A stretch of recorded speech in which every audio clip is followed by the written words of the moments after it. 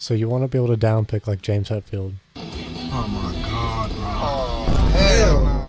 Well, it may seem like you need to be on drugs to be like that, but it's actually easier than you think. With these few steps I'm going to give you, yes you, will be able to downpick and become the next downpicking god, even better than James Hetfield.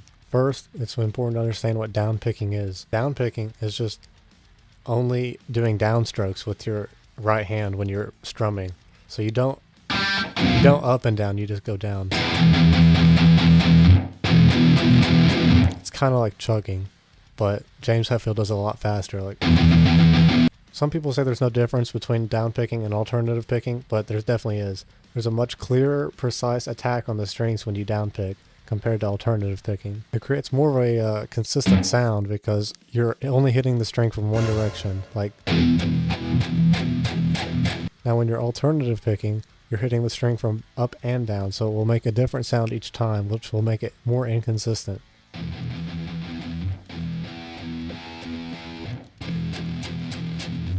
There's definitely a difference, no matter what anyone else says. When playing metal, it is very important to be able to downpick because it just much heavier sound, honestly. The most important part about being able to downpick is your technique. You want to focus your movement into your wrist.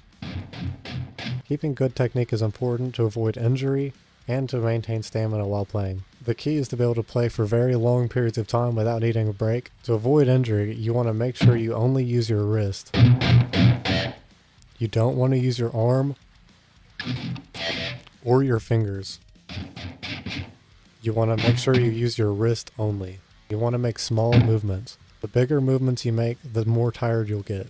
Make sure you stay relaxed and you breathe. You definitely do not want to pass out on stage. Another really important part of the technique is palm muting. That is a pretty easy technique to learn, but it goes hand in hand with downpicking. You want to rest your hand right by the bridge, but you don't want to move it unless you're string skipping. You want the strings to be muted enough to make noise, but to still sound heavy.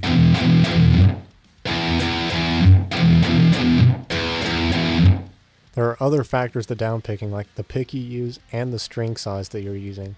A heavier string gauge will make it harder to play, while a thicker pick will make it easier to play. So, if you have a thick pick and light strings, it will automatically be 10 times easier. When you're picking, you want to slant your pick to the side. You don't want a flat pick. A flat pick makes more friction. You want to slant your pick so it slides across the strings instead of drags. After you learn the technique, the next part is to practice slowly. You don't want to start off too fast because you'll get way too tired way too quickly. Practicing with a metronome is ideal because you can keep your good technique and keep rhythm. When you practice slow and you slowly speed it up, it will sound way more accurate than when you just try to speed it up automatically. Put your metronome around 60 beats per minute or slower if you need to, and practice to that first.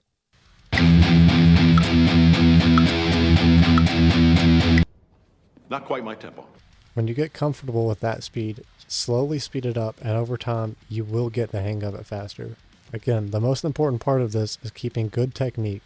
After you've got some good speed down, you can practice along to your favorite songs, which will help.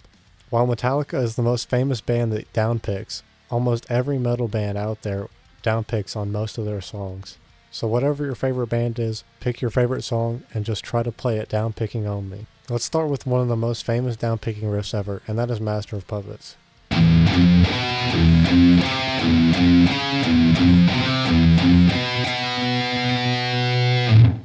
Now make sure you're only using your wrist and downpicking only.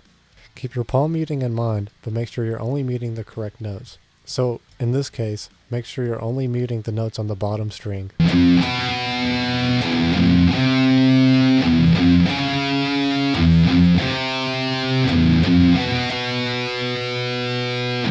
Once you get the hang of it, slowly build up speed until you can play with the original recording.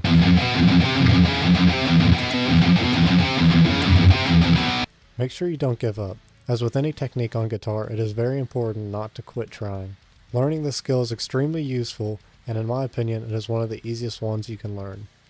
So grab your guitar, start practicing, and soon you will be the next James Hetfield. As always, if you have any questions, you can leave them in the comments and I'll get back to you as fast as possible. And with that, Good luck.